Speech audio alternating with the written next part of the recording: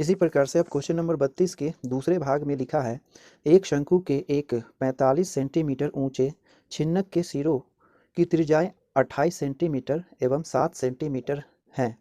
इसका आयतन, वक्र पृष्ठ क्षेत्रफल एवं कुल पृष्ठ क्षेत्रफल ज्ञात करें। यानी इस प्रश्न में भी हमें एक छिन्नक दिया गया है जिसकी ऊंचाई बताई जा रही है 45 सेंटीमीटर और इसके दोनों सिरों की त्रिज्याएं हैं। इसमें से एक की त्रिज्या है 7 सेंटीमीटर और दूसरे की त्रिज्या है 28 सेंटीमीटर। तो हमें इसका आयतन, वक्र पृष्ठ का क्षेत्रफल और कुल पृष्ठ का क्षेत्रफल ज्ञात करना है। इसे हम इस प्रकार से पहले ड्रॉ कर लेंगे, एक छिन्नक को इस तरीके से, ठीक ना। ये इस तरीके से है, यह एक बाल्टी के समान रचना है, ठीक ना, बाल्टी के समान रचना। इसे किसी शंकु को इसके क्रॉस सेक्शन के अनुदिश अगर काटा जाए, अगर किसी शंकु को उसके अनुप्रस्थ काट पर काटा जाए तो इस प्रकार की आकृति बनती है, ठीक ना। यह एक बाल्टी के समान है, ठीक ना, आप या फिर एक ग्राउंड के समान भी इसे कह सकते हैं, ठीक ना। तो यहाँ पर हमें इसकी ऊंचाई दी गई है, ऊंचाई बताई जा रही है कितनी, ऊंचाई है 45 सेंटीमीटर। इस तरीके से 45 सेंटीमीटर इसकी ऊंचाई है, वो भी लंबवत ऊंचाई है, ठीक ना। इसकी तिर्यक ऊंचाई नहीं दी गई है, इसकी लंबवत ऊंचाई। और एक वृत्तीय सिरे की त्रिज्या है 28 सेंटीमीटर, तो 28 और दूसरे की है 7 सेंटीमीटर, तो ज़्यादा नीचे वाला है इसीलिए 28 सेंटीमीटर ये है, ठीक। और दूसरे सिरे की त्रिज्या है कितनी, 7 सेंटीमीटर, तो यहाँ से ये 7 सेंटीमीटर की त्रिज्या होगी, ठीक। तो इस तरीके से, ठीक ना। तो हमें क्या करना है कि इस छिन्नक के सबसे पहले तो क्या करने हैं, आयतन निकालने, ठीक ना। तो लिखेंगे यहाँ पर, चूँकि छिन्नक का आयतन जो यहाँ पर हम v से डिनोट कर लेंगे इसे, है ना। तो बराबर में हो जाएगा, छिन्नक का आयतन हम निकालते हैं इस फार्मूले के माध्यम से, 1/3 पाई h गुने कैपिटल R का स्क्वायर प्लस स्मॉल r का स्क्वायर, फिर प्लस में कैपिटल R और गुने स्मॉल r, ठीक ना। तो ये फार्मूला है 1/3 पाई h bracket capital R square plus small r square plus capital R गुने स्मॉल r, ठीक। तो यहाँ पर 1/3 है और ये पाई है ना, तो पाई के बदले हम 22/7 लिख सकते हैं। और यहाँ पर h जो है ये है ना, ये, तो ये जिसका मान हो जाएगा कितना, 45 सेंटीमीटर दिया गया है, ठीक। अब यहाँ पर कैपिटल R जो कि है 28 सेंटीमीटर, तो लिखेंगे 28 सेंटीमीटर का स्क्वायर प्लस में, अब यहाँ ब्रैकेट हो गया ना स्मॉल ब्रैकेट, तो इसे हम मिडल ब्रैकेट कर देंगे, ठीक। और ये 7 सेंटीमीटर, फिर 7 सेंटीमीटर स्क्वायर प्लस 28 सेंटीमीटर और गुने में कितना, 7 सेंटीमीटर, इस तरीके से भी मिडल ब्रैकेट होगा इधर भी ना, तो मिडल ब्रैकेट देंगे। तो यहाँ पर हम देख सकते हैं कि 3 एकम 3 और 15 3 45 हो सकता है ना। तो कितना बचेगा, 22 और बट्टे में 7 गुने में 45 सेंटीमीटर और गुने में क्या हो जाएगा, ये 28 का स्क्वायर और सेंटीमीटर का स्क्वायर प्लस 7 का स्क्वायर और सेंटीमीटर का स्क्वायर प्लस, ये कितना हो सकता है। अगर हम इसे इस तरीके से लिख सकते हैं, इसमें 28 जो है वो कैसे लिख सकते हैं, 4 गुने 7 है ना, और गुने 7 सेंटीमीटर का स्क्वायर, ऐसे लिख सकते हैं ना। हाँ, ये ब्रैकेट के भीतर है, ऐसे लिखेंगे, ठीक।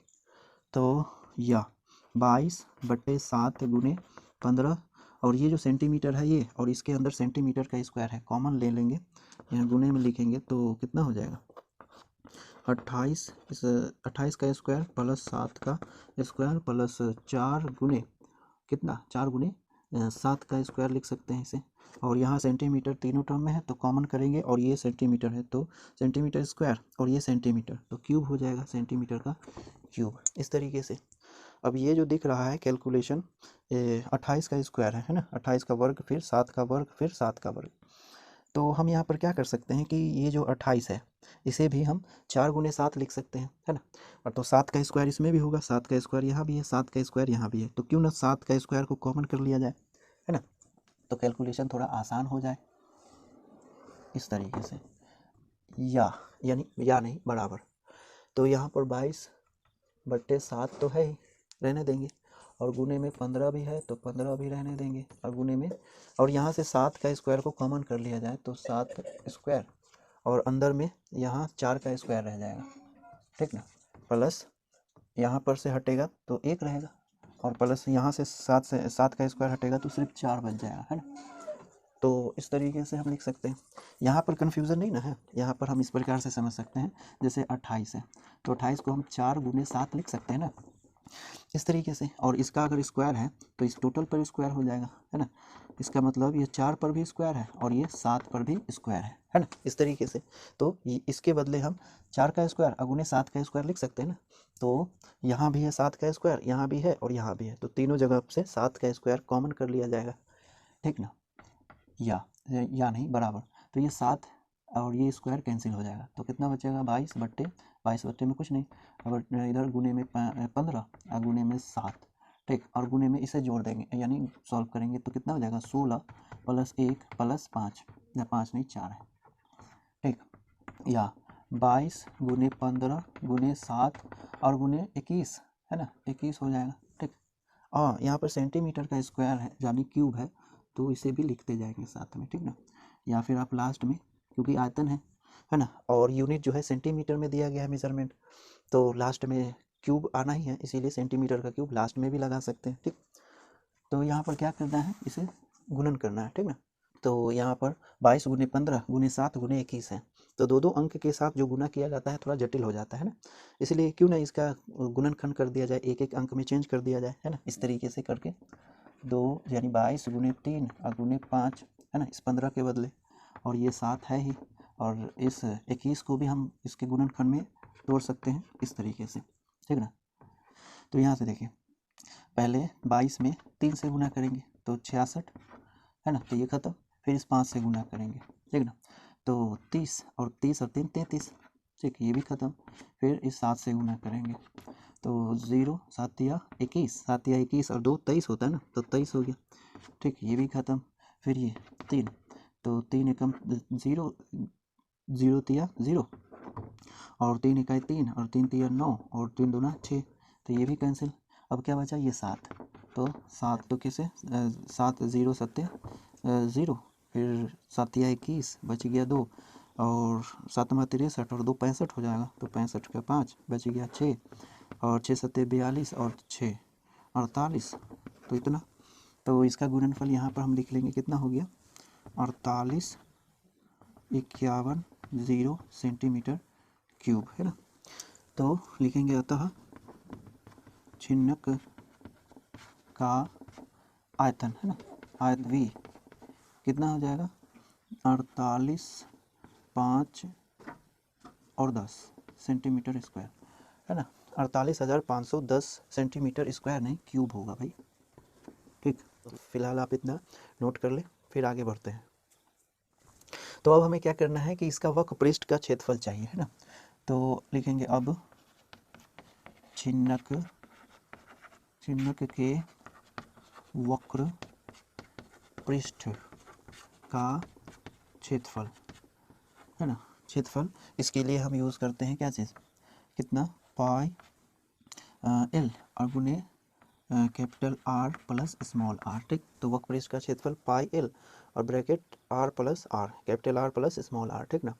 तो यहाँ पर जो L है वो क्या है, L आया है, वो L इस छिन्नक के लिए तिरछी ऊंचाई यानी तिर्यक ऊंचाई हो जाएगी, ठीक ना, वो यहाँ से यहाँ तक की जो लंबाई होगी वही इसकी तिरछी ऊंचाई होगी। तो यहाँ पर तिरछी ऊंचाई दी गई है, यहाँ पर तो दी नहीं गई है ना। तो सबसे पहले तो हमें क्या करना होगा कि इसकी तिरछी ऊंचाई फाइंड करनी होगी, ठीक। अब ये तिरछी ऊंचाई कैसे फाइंड करेंगे ये, तो इसके लिए हम क्या करेंगे कि यहाँ से इस पर एक लंब डाल देंगे इस तरीके से, ठीक, इस तरीके से लंब डालेंगे, किस पर, ये जो त्रिज्या होगी उस पर लंब डालेंगे, ठीक। तो ये कुछ इस प्रकार से नहीं दिख रहा है, जैसे कि एक समकोण त्रिभुज हो, है ना, समकोण त्रिभुज देखो, इसमें ये 90 डिग्री के बराबर होगा क्योंकि लंब डाला गया, ठीक। तो अगर हम इसे A, इसे हम O इससे हम डिनोट करेंगे O, ये 28 है, ठीक ना, ये है 28, और इसे हम B मान लेंगे, ठीक। तो AOB एक समकोण त्रिभुज दिख रहा है, और इसके लिए यहाँ से यहाँ तक OB क्या है, आधार, और ये लंब हो गया, और इसके लिए ये क्या है, कर्ण हो गया। तो समकोण त्रिभुज है, तो लंब और कर्ण का रिलेशन लगा करके हम क्या कर सकते हैं कि इस एल को फाइंड कर सकते हैं, है ना। तो सबसे पहले हम एल फाइंड कर लेंगे, तो साइड में कर लेते हैं यहाँ पर, ठीक है। यानी ए बी अगर चाहिए तो क्या करना होगा, ए बी यहाँ पर कर्ण है, तो ओ ए का स्क्वायर प्लस ओ बी का स्क्वायर और टोटल का रूट, है ना। तो यहाँ पर ए बी यानी एल है, और ये जो ए ओ है यहाँ से यहाँ तक कितना है, ये 45 सेंटीमीटर, तो 45 सेंटीमीटर का स्क्वायर कर देंगे प्लस में ओ बी यहाँ पर कितना है, ओ बी। अब ओ बी कैसे पता चलेगा, तो इसके लिए यहाँ पर गौर करें, यहाँ से लेकर के यहाँ तक, यानी इसके सेंटर से लेकर के इस कोर तक की जो लंबाई है, त्रिज्या है, वो है 28 सेंटीमीटर, ठीक। और यहाँ से लेकर के यहाँ तक सेंटर से ओ तक की जो दूरी है वो यहाँ इतना के बराबर है, यानी 7 सेंटीमीटर, है ना। यानी ये कितना है, ये है 7 सेंटीमीटर। यहाँ से यहाँ तक है 28 और यहाँ से यहाँ तक है 7, तो इसे हटा दे तो ये कितना हो जाएगा, ये लगभग क्या, घटाने पर कितना, 28 में से 27 को घटाएंगे या 7 को घटाएंगे तो कितना हो जाएगा, 21 सेंटीमीटर, है ना, 21 सेंटीमीटर, ठीक। तो ओ बी की लंबाई हो जाएगी कितनी, ओ बी हो सेंटीमीटर, तो उसका स्क्वायर कर देंगे और टोटल का रूट, यहाँ पर सेंटीमीटर में ही आएगा, इसीलिए अभी हम सेंटीमीटर इग्नोर कर रहे हैं, ठीक ना। अब क्या करना है यहाँ पर, ये 45 का स्क्वायर 20 25 और 21 का स्क्वायर करेंगे तो 4 4 1 और टोटल का रूट, है ना। अब इसे जोड़ दिया जाए तो जोड़ने पर कितना हो जाएगा, ये 6 और 4 2 6 और ये 4 और ये 2 और इतना का क्या चाहिए हमें, वर्गमूल चाहिए। तो एल अगर चाहिए तो इतना का वर्गमूल निकालना पड़ेगा, है ना, वर्गमूल। अब वर्गमूल जो है ये कितना है, 2500 से कम है, 2500 से कम है, तो यानी ये इसका जो वर्गमूल आएगा वो दशमलव में आएगा, इसीलिए निकालना पड़ेगा अलग से। तो निकाल लेते हैं यहाँ पर, ठीक ना। तो वर्गमूल यहीं से करते हैं, ठीक, लगभग इतना हम ले लेंगे, ठीक ना। तो यहाँ पर एल का वैल्यू कितना हो गया, यहाँ पर लिखेंगे, कहाँ पे लिखें, इसे हटा लेते हैं ना।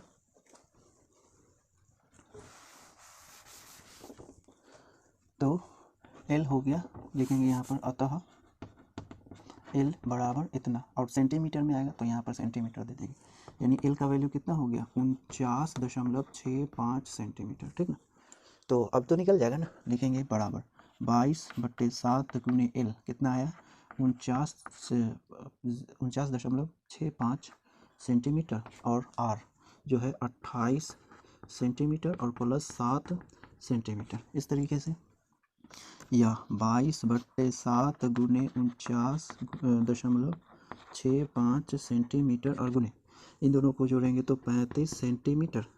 अब ये और ये कितना मरतबे, 5 मरतबे कैंसिल होगा, बचेगा 22 गुने में 49.65 और गुने में 5 और सेंटीमीटर तो स्क्वायर हो जाएगा, है ना। तो यहाँ पर इसे क्या करना होगा, सॉल्व करना होगा ना, यहाँ पर दे सकते हैं, ठीक। तो इसका रिजल्ट कितना हो जाएगा, 5,4,6,1.5 सेंटीमीटर का स्क्वायर, ठीक। तो इसे हम हटा लेते हैं, तो इस चिन्ह के वक्र पृष्ठ का क्षेत्रफल कितना हो जाएगा, 5,461.5 सेंटीमीटर, ठीक। तो ये हुआ इसके वक्र पृष्ठ का क्षेत्रफल। अब हमें इसके कुल पृष्ठ का क्षेत्रफल चाहिए, है ना, ये इसके वक्र पृष्ठ का क्षेत्रफल हो जाएगा, ठीक ना। अब हमें इसके कुल पृष्ठ का क्षेत्रफल चाहिए, तो क्या करेंगे, इसे हटा करके इधर हम लिखेंगे, ठीक ना। तो यहाँ पर लिखेंगे अब चिन्हक के कुल पृष्ठ का क्षेत्रफल, है ना। चिन्ह के कुल पृष्ठ का क्षेत्रफल निकालने के लिए हमें क्या करना होगा, वक्र पृष्ठ के क्षेत्रफल में इसके वृत्तीय सिरों के क्षेत्रफल को जोड़ देंगे तो ये इसका कुल पृष्ठ का क्षेत्रफल हो जाएगा, है ना। क्योंकि इसका कुल पृष्ठ कितना है, एक वक्र पृष्ठ, एक ये पृष्ठ और एक ये पृष्ठ, तो इसका तो निकल गया ना, यही है वक्र पृष्ठ का क्षेत्रफल। अब इन दोनों के क्षेत्रफल को इसमें ऐड कर देंगे, है ना, तो कुल पृष्ठ का क्षेत्रफल हो जाएगा। तो लिखेंगे, तो इसके वक्र पृष्ठ का क्षेत्रफल आया कितना, यहाँ पर लिखेंगे बराबर 5461.5 सेंटीमीटर का स्क्वायर और प्लस, और इसके ये जो भाग है इसका क्षेत्रफल कितना हो जाएगा, pi r square, capital r square plus इसके लिए पाई स्मॉल आर स्क्वायर, है ना। तो ये हो गया 5461.5 सेंटीमीटर का स्क्वायर प्लस 22 यहाँ पर पाई और पाई कॉमन लेकर के हम लिख सकते हैं 22/7 और यहाँ पर अंदर में 28 सेंटीमीटर का स्क्वायर और प्लस ये क्या कहते हैं 7 सेंटीमीटर का स्क्वायर, इस तरीके से। ठीक, तो ये हो गया 5461.5 सेंटीमीटर का स्क्वायर प्लस 22/7। तो यहाँ भी हम कॉमन कर सकते हैं ना, 7 का स्क्वायर कॉमन कर सकते हैं, तो लिखेंगे 7 का स्क्वायर कॉमन। तो यहाँ से 7 का स्क्वायर कॉमन हो जाएगा, तो यहाँ क्या बचेगा 4 का स्क्वायर और प्लस यहाँ पर 1 बचेगा, है ना। तो ये 7 और ये स्क्वायर कैंसिल हो जाएगा, तो 5461.5 सेंटीमीटर का स्क्वायर प्लस 22 × 7 गुने ये 4 चौके 16 और प्लस 1। ठीक, इस तरीके से या 5461.5 सेंटीमीटर का स्क्वायर प्लस ये हो गया 7। तो इसमें हम क्या कर सकते हैं, गुना कर सकते हैं ना। तो एक बार लिख लेते हैं इतना और गुने 7 और गुने 17, है ना। तो इन सबको गुना, हाँ यहाँ पर सेंटीमीटर का स्क्वायर होगा, ठीक ना, क्योंकि ये क्षेत्रफल है, ठीक ना, इसे, है ना। तो इसका गुणनफल यहाँ पर लिख लेंगे 5461.5 सेंटीमीटर का स्क्वायर प्लस इसका गुणनफल यही हुआ ना, इसे हटा देते हैं, तो 2618 सेंटीमीटर का स्क्वायर। तो यहाँ भी सेंटीमीटर का स्क्वायर देंगे, है ना। अब क्या करना है, इसे हम जोड़ेंगे, ठीक। तो सेंटीमीटर का स्क्वायर, है ना। अतः कुल पृष्ठ क्षेत्रफल बराबर कितना हो जाएगा 89.5 सेंटीमीटर का स्क्वायर। ठीक, तो ये रहा इसका कुल पृष्ठ का क्षेत्रफल। ठीक, तो इस छिन्नक के वक्र पृष्ठ का क्षेत्रफल हो गया 5461.5 सेंटीमीटर स्क्वायर और कुल पृष्ठ का क्षेत्रफल 8000 कितना है 79.5 सेंटीमीटर का स्क्वायर। ठीक ना, तो आप इतना नोट कर लें।